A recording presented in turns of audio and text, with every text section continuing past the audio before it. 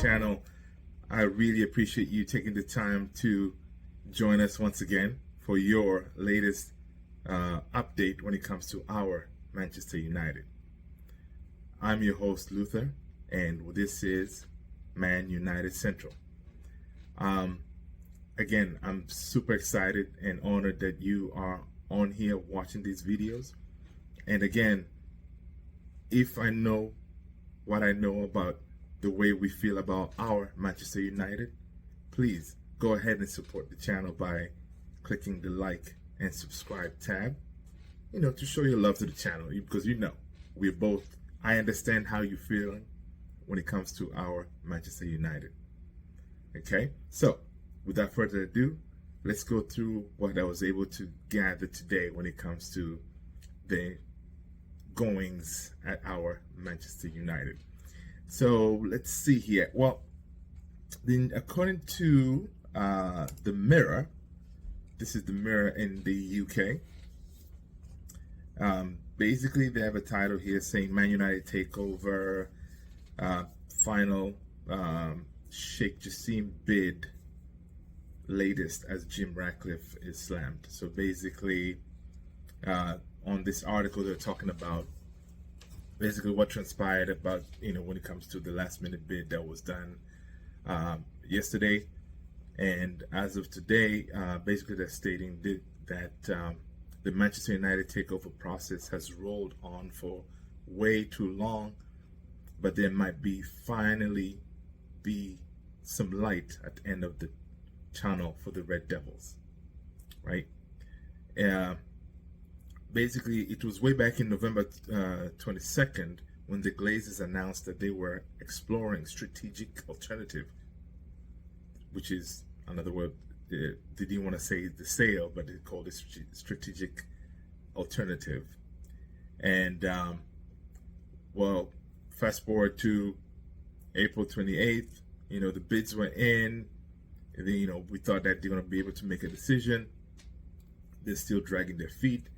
I'm personally thinking that the reason that they pretty much released that information through the media that Sir Jim Ratcliffe is, leading the takeover is to kind of, jazz up some more enthusiasm when it comes to the to that way they can receive more bids, right?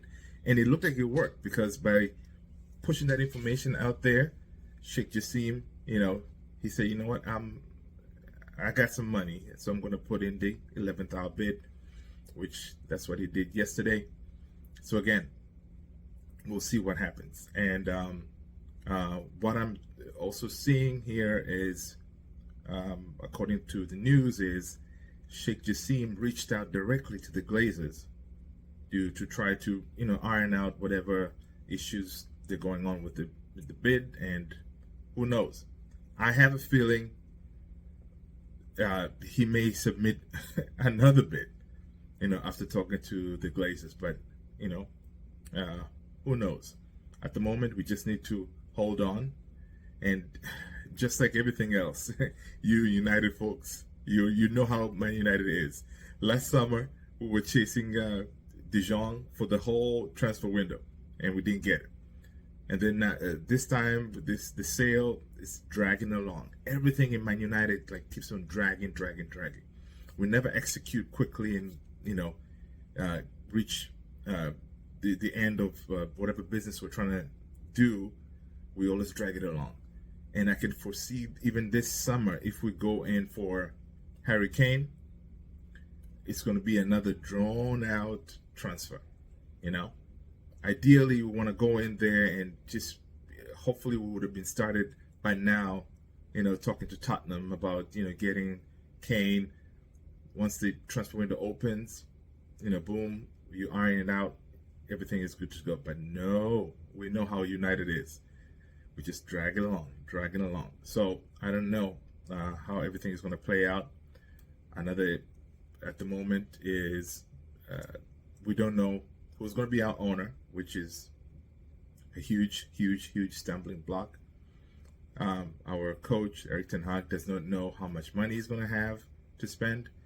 So it's it's not a good situation to be in. And I think that is why Erik ten Hag is being proactive now by going at trying to get Rabiot, because he's a free agent. So once you secure him, at least you have some kind of coverage up in the midfield. And Rabiot is a decent player. He's a World Cup winner. So I think Ten Hag feels that if he was to secure that position, at least he has coverage, because the way this whole saga, the transfer saga, goes on, who knows when it's going to be sorted out and he's going to have funds. He may actually need to sell before he could buy, right? Yes, we do have some dead wood that can go. Top of the list, our captain, Harry Maguire. Sorry, buddy. I think it's time for you to go. I think we can get some money for him. It's not going to be much. Nowhere close to how much we paid for him when we bought him from Leicester. Other outgoings, I mean, we can get some good money from McTominay. We can let him go too. Of course, ideally Van de Beek would have been going, but he was hurt, and his contract is still going, so he most likely will stay. And I read here on the news today he was able to return to grass training. Too little, too late kind of thing. The season's almost over, so most likely it's going to be a next season kind of situation. So basically those, of course, the hair, I don't see him leaving. He's been too, personally, I feel like, yes, he has some mistakes in him, but he has been one of our really solid goalkeepers through the years. And if I'm not mistaken, by the end of this season, he's going to be the Golden Glove winner. Now, being the Golden Glove winner is, it means that we kept the most clean sheets. Now, I think most of that applaud goes really to the defense. His back four has been really on top of the game when it comes to, especially when we play at home. So that kind of ties us into our game coming up with Bournemouth. Guys, I tell you, I mean, this game, it is crucial we win. We cannot drop points. I know how we are when we are, away from home. We have to win, like it's a must win, because we need 6 points, right? So we go to Bournemouth, we win, and the only thing we'll need is 3 more points, and we have 2 games coming up. We'll be playing at home, and we know how we are at home. Pretty solid. So we get the win on Saturday, we'll be in good shape. I think I'll be comfortable knowing that, okay, we can definitely make that top 4, because I know some of you have been keeping track, of what's going on with Newcastle, which we saw what they did to Brighton today. They're up there. And Liverpool, Liverpool, they look like they're going back to their old ways. They just winning. So we really need to do our part and get the points we need and secure the top 4. I think if we don't, it will be an absolutely a big disaster. And I know we'll be hurting, guys. We'll be hurting. The anxiety, it's just it's just too much. So basically the game on Saturday, I'll be watching it, praying that our boys show up and fight for the badge, because we cannot be playing Europa League with Tottenham and I don't know who else, with Liverpool. No, we deserve to be in the Champions League, right? And I know you guys feel the same. Okay, so let's see what else is on the news here that I was able to see. Let me get back here to my computer. Okay, let's see what else is over here.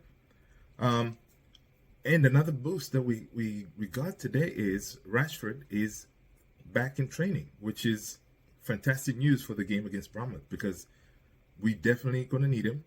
Now, did we miss him on the last game we played? I don't know. You tell me in the comments below.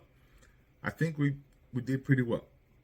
But definitely we need our top goal scorer, and him coming back to training right in time for the next couple of trainings before we play on Saturday. I think he'll definitely be in line to start. Now, my prediction for the lineup for our Saturday game. I think it's gonna go like this. Obviously, De Gea on goal, Luke Shaw on left, center mid. I'm gonna be definitely thinking it has to be no other choice. Lindelof, Varane, and right back. I'm gonna go with. I would go with 1B, but I think for this game, Ten Hag may go with Dalot. I think he'll go Dalot in the center of the pitch.